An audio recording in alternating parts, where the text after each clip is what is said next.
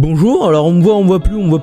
J'ai globalement la présence d'une sinusoïde sur cet espace merveilleux qui est ma chaîne YouTube. Enfin bref, c'est ma chaîne YouTube, je fais ce que je veux. Le jour même où cette vidéo sortira, donc dans globalement un peu moins d'une semaine, je passerai mon grand oral du baccalauréat. Je ferai bien évidemment une vidéo pour débrief les épreuves du bac, mais aujourd'hui le concept c'est que vous puissiez profiter en vidéo de ce qui est mon grand oral de mathématiques. Pourquoi? Parce que vous l'avez entendu, il est prêt, il est rédigé cette fois. Et donc c'est à ce titre là que aujourd'hui vous allez me voir faire une vidéo un petit peu au format pro, c'est-à-dire que c'est une vidéo, elle a un certain but qui peut être un petit peu divertissant, mais également vous donner un peu une idée de à quoi ressemble en fait un grand oral de mathématiques, et afin que vous puissiez également émettre moult critiques constructives ou des appréciations sur ce dernier. Je vois que je suis défoncé par les épreuves écrites, mon élocution laisse à désirer, enfin bref. Nous passons et nous verrons ça plus tard. Mesdames, messieurs les spectateurs, chers jury, vous allez vivre en direct, non, mais en direct en même temps que moi je le ferai le jour J, mon épreuve de mathématiques, de grand oral, sur ce théorème, qui n'est autre que la fraude la plus monumentale du siècle, en apparence, qui est le théorème des valeurs intermédiaires.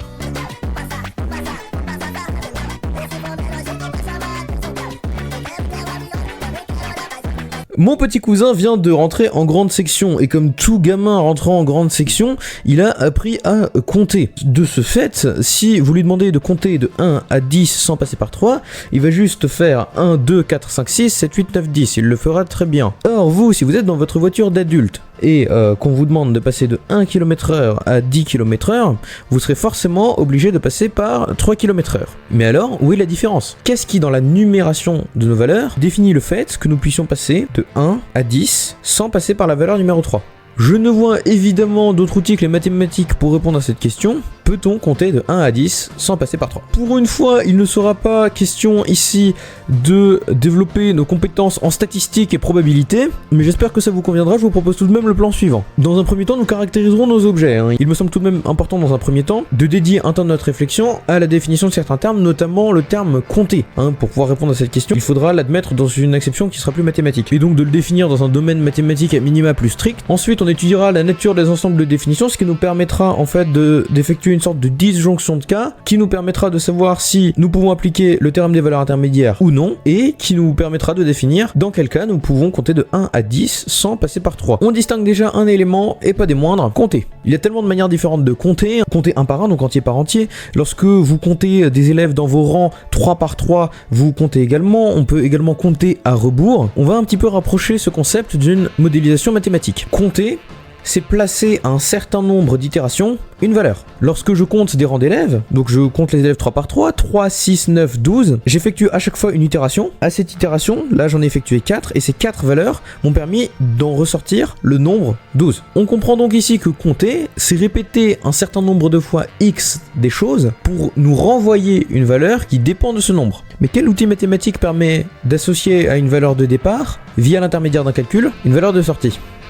C'est effectivement la définition même d'une fonction. On va également partir du postulat que compter, en dehors de lister les différentes valeurs renvoyées pour un certain nombre croissant d'antécédents, c'est également estimer la monotonie de la fonction. En gros, si on compte vers le haut, on va tout le temps compter vers le haut, et si on compte vers le bas, on va tout le temps compter vers le bas. Pour revenir à notre problème, vous comprendrez bien donc que compter de 1 jusqu'à 10, étant donné que dans le système établi 10 est supérieur à 1, la fonction sera forcément croissante, étant donné que le nombre d'itérations lui est toujours croissant. Très bien, alors on sait désormais que compter de 1 à 10... Quoi? Qu'est-ce que je fais là?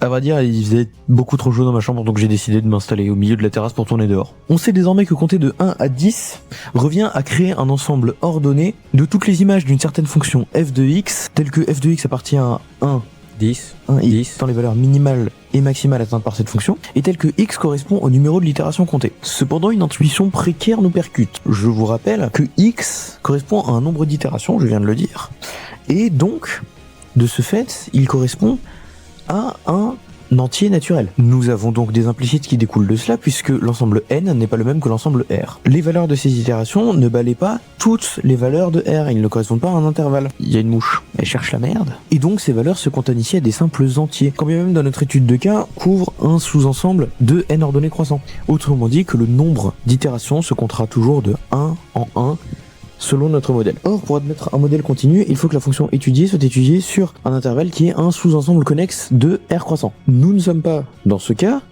donc le modèle n'est pas continu mais bien discret. Mais alors peut-on sauter une valeur dans un modèle discret pour aller de 1 à 10 ? Dans notre modèle, admettre que cette valeur existe revient nécessairement à dire qu'il faut qu'il y ait une valeur, un nombre d'itérations pour laquelle notre fonction vaudrait exactement 3. Afin de donner une contre-exemple à cette assertion, on va compter de 3 en 3 en partant de 1, donc 1, 4, 7, 10. On voit bien qu'il est possible de compter de 1 à 10 sans passer par 3. Pourquoi ? Car la discrétion, le fait que le modèle soit discret, rend totalement absence le passage par 3, étant donné qu'on peut sauter d'une valeur à une autre sans passer par une valeur intermédiaire entre 1 et 10. Changeons de décor, passons désormais dans un modèle où les différentes valeurs des itérations sont lisses, fluides, et modélisent en réalité un changement qui lui est continu. Le temps qui s'écoule, la température qui grimpe, ou alors, dans le cas de notre modèle, la vitesse d'une voiture. Ici, la distance entre deux itérations, qui avant était d'une valeur de 1, devient ici infinitésimale. Nous ne travaillons plus dans un sous-ensemble ordonné de n, mais dans un intervalle qui est un sous-ensemble connexe de R ordonné croissant. Imaginez donc la situation suivante. Vous êtes dans un ascenseur à l'étage 1 et vous vous appuyez sur le bouton aller au 10e. Lorsque vous montez, fluidement, sans sauter d'étage, vous passerez forcément par le 3e niveau avant d'atteindre le 10e. De même, par exemple, si je coupe ici la pièce en deux, et que je veux aller de là jusque là-bas, si je marche sans sauter, en faisant des tout petits pas, je suis obligé de passer par la ligne au milieu pour arriver de l'autre côté. Bon, modélisons ça de manière un peu plus mathématique, vous voulez bien ? On va associer à chaque instant, à chaque micro-pas que j'ai fait, x, son image, f de x. La première étant son minimum, donc toujours dans la même condition, 1, et son maximum, 10, donc l'arrivée. On va faire un zoom, on va extrapoler ce qui se passe après le départ. Après le départ, on est donc à l'étape 1 plus une valeur infinitésimalement petite qu'on va appeler epsilon.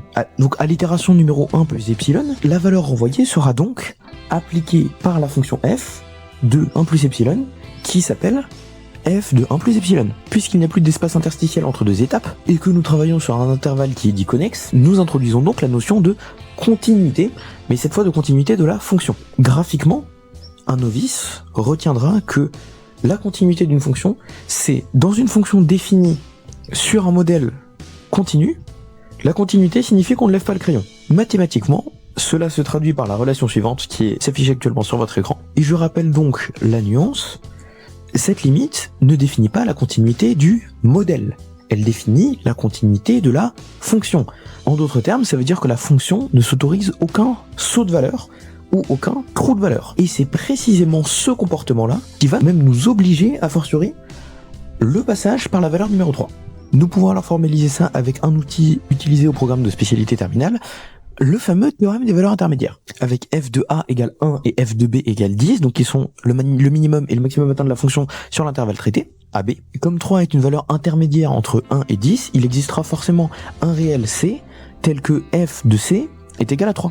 Mieux encore, puisqu'on avait considéré que notre manière de compter au départ était strictement monotone, on ne revenait pas sur nos pas, on allait soit toujours en comptant du bas vers le haut, soit toujours à rebours, on peut dire que cette valeur ne sera atteinte qu'une seule fois. On peut donc trouver l'unicité de la valeur pour laquelle on atteindra 3. Mais si l'ensemble de définitions au départ est discret, la notion de limite s'effondre totalement, et donc nous ne pouvons plus appliquer le TVI, étant donné que pour appliquer le TVI, il faut que la fonction soit continue sur un intervalle. Et un intervalle, par définition, c'est forcément un modèle continu, étant donné qu'un intervalle est un sous-ensemble connexe. Bon, pour ne pas perdre plus que ça le novice et qu'il ne se barre dans la voiture du début de notre modélisation, on va revenir à notre exemple de base. Mon petit cousin, s'il compte sur ses doigts sans passer par 3, il peut le faire. Pourquoi ? Parce qu'il compte de manière discrète. Il a le droit de sauter le 3 parce qu'il y a un espace interstitiel entre les valeurs qui vaut 1. Si la voiture, elle, passe de 0 à 10 km/h, elle est dans un modèle continu et modélisée par une fonction qui, elle aussi, est continue, et donc, elle devra passer par 3 km/h dans sa course vers les 10 km/h, ce qui n'est pas très rapide, je vous l'accorde. En conclusion, les outils mathématiques sont absolument formidables. Une action aussi anodine et enfantine que de compter de 1 à 10 cache en réalité une mécanique profonde et insoupçonnée. Tout dépend donc, nous l'avons vu, du modèle et de la continuité de la fonction étudiée. L'idée aujourd'hui n'était pas de dérouler un cours, ni de s'enclaver dans l'application surnuméraire et mécanique de formules que l'on retrouve à la chaîne dans les grands oraux de sujets de baccalauréat. L'objectif était ailleurs, explorer les fondements des mathématiques auprès de deux esprits curieux transmettre la beauté brute de cet outil et rappeler que les implications démonstratives, lorsqu'elles s'articulent avec rigueur, constituent un véritable chef-d'œuvre de l'esprit humain. Je vous remercie de m'avoir écouté. Bon, bah maintenant faut prendre tout ça. Honnêtement, je trouve un sujet qui est très théorique, mais qui est aussi très intéressant. Je pense qu'il saura plaire dans le sens où c'est vraiment une découverte, un apprentissage supplémentaire des mathématiques. Et surtout, pour deux raisons. Premièrement, parce que les oiseaux de mort, c'est la combinaison en fait entre la réaction quand j'ai découvert le TVI de on peut pas passer de 1 à 10 sans passer par 3, mais ça me paraît absolument logique en fait, avec le fameux exemple de l'ascenseur. Voiture. Boum boum, tu sais quoi comme voiture, attention, c'est une Peugeot 206. Voilà, je m'attendais à une Ferrari, tout au moins une Miata, mais non, c'est une Peugeot 206. C'est très bien, j'ai rien contre la Peugeot 206, mais... Enfin bref. Le fait que j'ai appris qu'en topologie, on considérait une suite comme continue. Alors vous allez vous dire, mais c'est complètement abcons. Non. Une suite est considérée comme continue, étant donné que... Ça, j'ai pas envie de me perdre en démonstration, même si je pourrais la faire.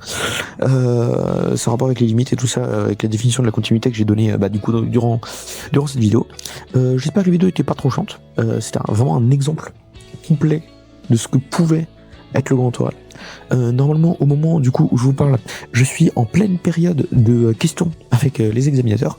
J'espère que ça se passe bien, j'espère que je me fais pas trop allumer. Et puis normalement avec l'envie de vulgariser, d'ouvrir les portes des mathématiques au plus grand nombre, je pense que ça va le faire et j'espère que ça va continuer à le faire pour le futur. En tout cas, c'est ce que j'espère pour moi. Merci beaucoup de m'avoir écouté. Moi je vous dis ciao bye bye et à bientôt pour de nouvelles aventures.